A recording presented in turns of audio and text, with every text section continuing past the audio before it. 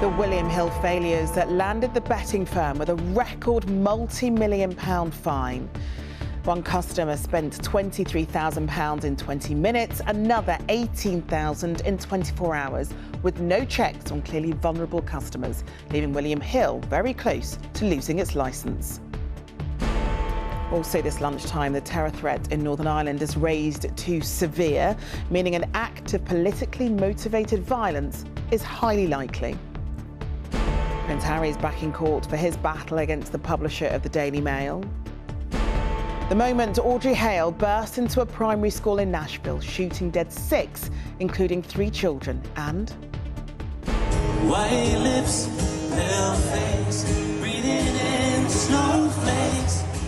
When the cover guy joined The Real Thing, the YouTuber who got the night of his life with Ed Sheeran on stage.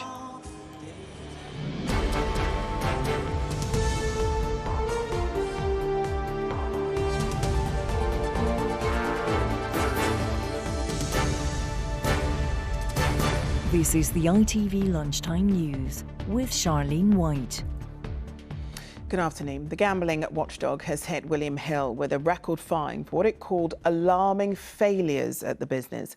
It'll have to pay £19 million for failing to protect its customers. Some were allowed to gamble tens of thousands of pounds without any checks, one in just a few hours. John Ray has our report. Let me have a look then. £1, 3. It has never been easier to place a bet. It can feel that there is temptation everywhere. On TV ads, on the high street, and increasingly online. The prospect of beating the odds at the touch of a phone screen, the push of a button, or the spin of a wheel. But today, for one of the best-known names in gambling, a warning from the industry regulator of its duty of care to customers and financial regulations. We found serious failings in safer gambling controls, in anti-money laundering controls. For example, one customer, brand new customer, opened an account, was able to lose £23,000 in just 20 minutes without any intervention. That's completely unacceptable. Among the issues uncovered by the Commission was a gambler allowed to open a new account and bet £32,500 over 2 days without any checks. In another instance, a customer lost almost £15,000 in just 70 minutes. And customers were able to place large bets without sufficient checks on the source of their money. Today's record fine is still just a small fraction of the profits generated. One former gambling addict told us the issues are industry-wide. As someone that's been through addiction and through 12 years of using tons of different gambling companies, not one ever checked on my well-being, asked if I was okay, or asked if I could afford to lose the money that I was losing. And that's the crux of the problem. William Hill's owners say the failures raised in the report have been addressed since the brand changed hands in 2021. But critics say tougher regulation is long overdue to safeguard the most vulnerable customers who too often become the industry's biggest losers. John Ray, ITV News. Well, we're joined now from Sheffield by Liz and Charles Ritchie, who lost their son Jack to gambling and now run a charity called Gambling with Lives. Thank you both so much for talking to us about this afternoon. When you look at William Hill's behaviour and the fine, considering the work that you've both been doing, how does that make you feel? Well, to be honest, it's very little, in the sense that it's just built into the industry's business model. And what's really important, I think, here is that the Gambling Commission do not seem to really take it seriously that this is a health condition. These very dangerous products are designed to cause a major mental health problem from which some people will die. They are explicitly designed to do that. And yet the Gambling Commission frames everything about the losses of large amounts of money. And indeed, Andrew Rhodes said this morning that it's not that many people who lose a large amount of money. It's really not okay. This is the business model. The business model is built on creating an illness in people. Well, what the Gambling Commission would say is that, as they do repeatedly, that the industry is changing, that they are making sure that things change to lessen those who are impacted on a mental health level by gambling, so that fewer people become addicted. Would you say then they're simply not doing enough? Well, I think we've been hearing exactly the same story for the past 5 years. There have been numerous fines over that period. We are dealing with the sorts of excesses, the sorts of issues that have been raised this morning around William Hill's every day. You know, that we get a new family approaching us every week. These failures are not historical. The industry has not changed, and actually, until we have really serious action on compliance, which would be revoking licenses, that is not going to change. But we also need to look at prevention. We have to have action on products, making them safer, slowing them down, cutting the stakes you can put on. We need to have affordability checks to prevent people ever getting to the stage where they have developed this life-threatening illness. And you both have, in the past, tried to talk to William Hill about changes that you feel need to happen. And what was their response when you tried that? Well, we actually went to see them at their head office. The CEO refused to meet with us. This was fairly soon after Jack had died, and we were trying to warn people. At that point, we were a bit naive, I think, in that we thought, actually, all we had to do was to tell people that this was happening. So we tried to warn them. But as soon as it got to a point where there was any concern that they might lose their profit or it might reduce their profit, we were shown the door very smartly. It was seen out of the building, literally. So to that end, with gambling companies, not just William Hill, do you foresee a time where mental health is taken seriously and things are done to try and reverse the trend when it comes to people becoming addicted to gambling products? Well, it's inevitable that's going to have to happen. The problem is how many people are going to die along the way. And, you know, as Charles said, this is not historical. We are getting referrals all the time of very recent deaths. Very recently, I spoke to a mum, and the funeral was only a few weeks ago. You know, we've got deaths from immediately before Christmas. We've got multiple inquests. We're supporting families through inquests. This is happening all the time. There is somebody who dies every day. I think that there has to be the recognition that gambling needs to be treated as a public health issue. At the moment, gambling is regulated through DCMS, culture, media and sport. It should be really regulated through Department of Health and Social Care. It isn't until we get that there will be the real recognition that we're dealing with health, and that is therefore what needs to drive regulation and change. Yeah. Well, both Liz and Charles, thank you so much for talking about this afternoon. Thank you. Thank you. Thanks for having us. Well, if anything both Liz and Charles spoke about resonates with you, you can find help and advice and links to charities that help with gambling problems on our website. Just head to itv.com/news. The terror threat in Northern Ireland has been raised from substantial to severe, meaning an attack is highly likely. The Northern Ireland Secretary, Chris Heaton-Harris, urged the public to remain vigilant but not be alarmed. Our political correspondent, Carl Dillon, is over at Westminster for us. Carl, can you talk us through why MI5 has done this? Yeah, that's right. Although the decision was made by MI5, it was announced, as you say, by Chris Heaton-Harris, the Northern Ireland Secretary. And in his statement, he said, in recent months, we have seen an increase in levels of activity relating to Northern Ireland-related terrorism. That's the reason for this. And what he's talking about there is dissident Republican terrorism. These are the people who think that it is still possible and worth fighting to try and reunite Ireland. And that's the activity that has caused this change. Now, we do know what some of this is. There was an attack last month in Omagh an attempted murder of DCI John Caldwell. That's the most high-profile attack that we are aware of. But security sources tell me that this is also in reaction to other dissident Republican activity that has not been made public. It's worth mentioning what this is not about, though. This is not, I'm told, about the visit of the US President Joe Biden to Northern Ireland to mark the 25th anniversary of the Good Friday Agreement, which is coming in the forthcoming weeks. Neither is it because of that anniversary. These dissident Republicans are people who reject the Good Friday Agreement, but it is not because of that. It is because of the uptick in activity by these people in recent months. It is worth putting this in context, though. The severe threat level that we're now at is what Northern Ireland has been at for most of the last 12 years. It has only been in the last 12 months or so that it had been dropped to substantial. It has gone back up to where it has been for the last decade or more. OK, Carl, thanks very much. The Duke of Sussex has returned to the High Court in his bid to sue the publisher of the Daily Mail. He's part of a group who claim the newspaper group carried out or commissioned illegal or unlawful information gathering. The publisher denies all the allegations. Rebecca Barry's at the High Court for us. And can you take us through what's happened so far today?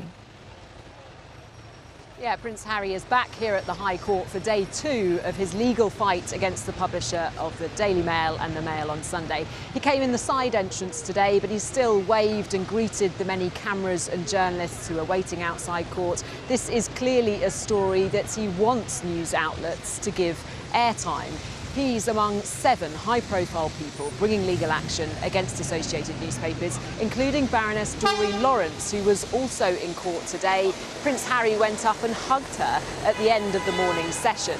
The allegations, if proved true, could dwarf previous tabloid scandals like phone hacking, things like breaking and entry, bugging people's homes and cars, listening in to people's live landline calls are among the alleged criminal activities that lawyers claim were employed by associated newspapers. In court, Prince Harry sat listening intently to his barrister as he argued that the judge should allow this to proceed to trial. Associated newspapers say it should be dismissed. They say that the claims have been brought too late and they breach confidentiality orders that were made at the Leveson inquiry. Associated newspapers have also questioned the strength of the evidence, saying that a key witness in the claimant's case, a private investigator, has since switched and now denies the allegations, and the publisher says it vigorously denies all of the claims against it. OK, Rebecca, thank you.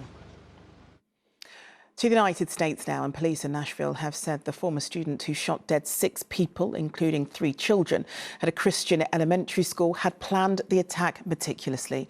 Audrey Hale had drawn a detailed map of the school, conducted surveillance and written a manifesto.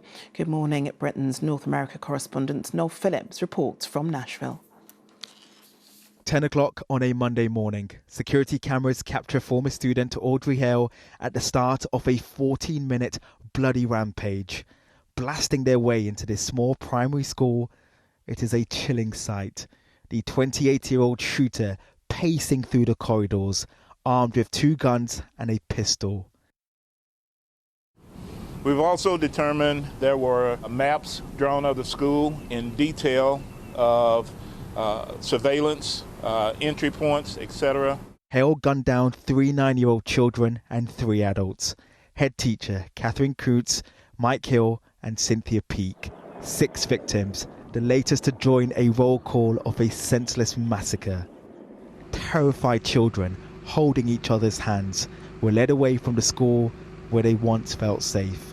Their parents gathered at a nearby church, desperate to be reunited.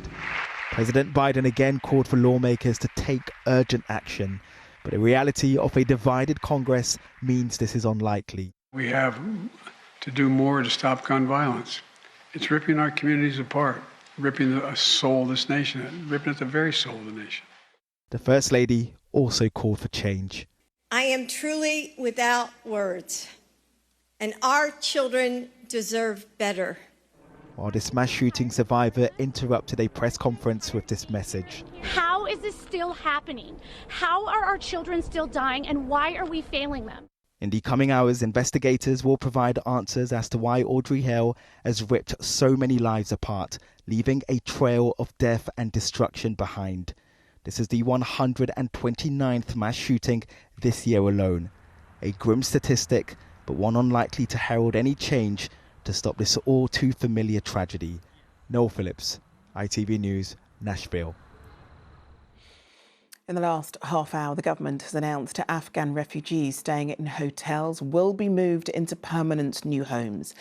Veterans Minister Johnny Mercer made the announcement in the Commons as he pledged £35 million for the scheme. 90,000 people could be affected. The Refugee Council says it's concerned some people could be made homeless if they don't accept the government's offer. And Humza Yousaf is set to become Scotland's First Minister after he was elected SNP leader. MSPs in the Scottish Parliament will vote in the next hour to confirm his position, which would make him the 6th First Minister since devolution and the first ethnic minority leader of a devolved government. The mother of a 10-year-old boy who was killed by a dangerous dog is taking her fight for tighter breeding laws to Parliament. Jack Liss suffered unsurvivable injuries in the attack by an American bully dog after going to a house to play in South Wales in November 2021. The dog, named Beast, was shot and killed by armed police and was later confirmed as not being a banned breed.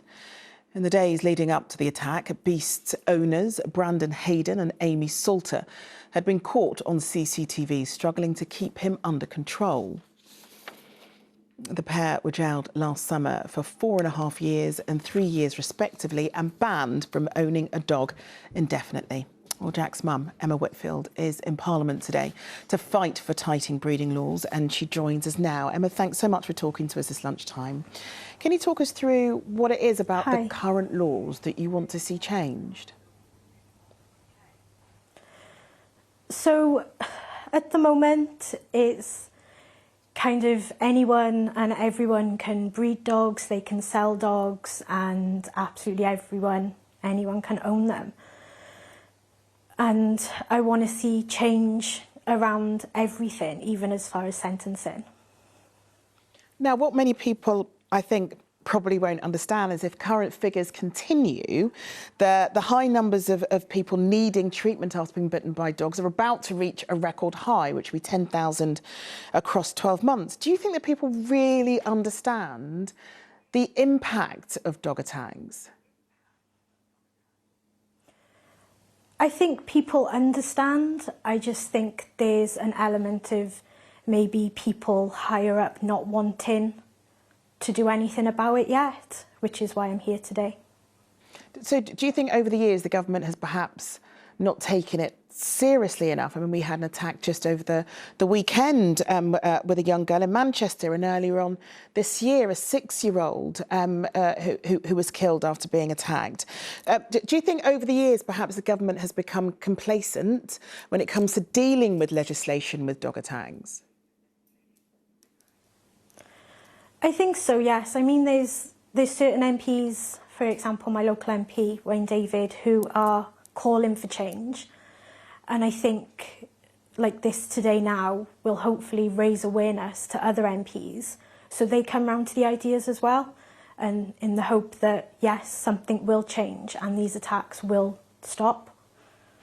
Well, Jack only died. He was only killed 2 years ago, and despite your grief, you've mounted this incredible campaign. Where do you find the strength for that? In Jack.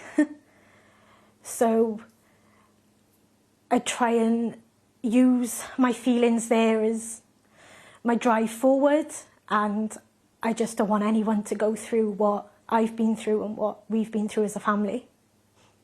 And do you think he'd be really proud of his mum's fight for justice? I think so, yeah. I'm not quite sure he'd understand any of it, but yeah. I think what you're doing will impact so many families' lives, and I'm sure you've met so many of them who are behind you in this fight. So Emma, good luck over at Parliament today, and thank you very much. Thank you. Thank you. OK, finally, so the singer left speechless after he was plucked from the front row at an Ed Sheeran concert to perform with the superstar on stage. Sangeeta Kandola has a story of how this A-team came together. This guy who's front row here called Luke, who covers my songs, and I see him on YouTube all the time, and I saw you today, man. Do you want to come up and sing the A-team? Everyone say hi to Luke. Hello. This is the moment Ed Sheeran's superfan Luke Gittin had been waiting for. I'm on white lips, pale face, breathing in snowflakes. Luke brought his A-game though as he performed the A-team with Ed Sheeran at the O2 in front of 20,000 people. Well, now, Luke, do you want to see what 20,000 lights looks like from up here? Do you want to ask them to get their lights out? Can you put your lights out? Luke got to experience what it felt like to be a superstar on stage and said he was speechless. Well, just a few hours earlier, he'd been doing this. Luke had been in the queue for the concert at the O2, recording a cover version of Ed Sheeran's new track, Eyes Closed. He uploaded it to YouTube, but didn't know Ed had seen it, spotted him in the crowd, and decided to cut him a break.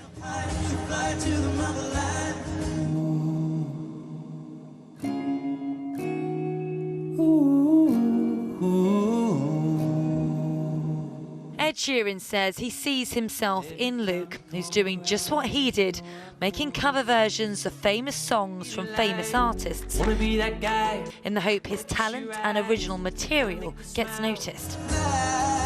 In the meantime, Luke says his Sheeran on-stage experience was so amazing, it's inspired him to keep going and keep writing. Everyone make some noise for Luke Gittins! Sangeeta Kandola, ITV News. That's it, it's lunchtime. Mary's here with the evening news at 6:30. The news where you are follows the national weather, but from everybody here on the Lunchtime team, bye-bye.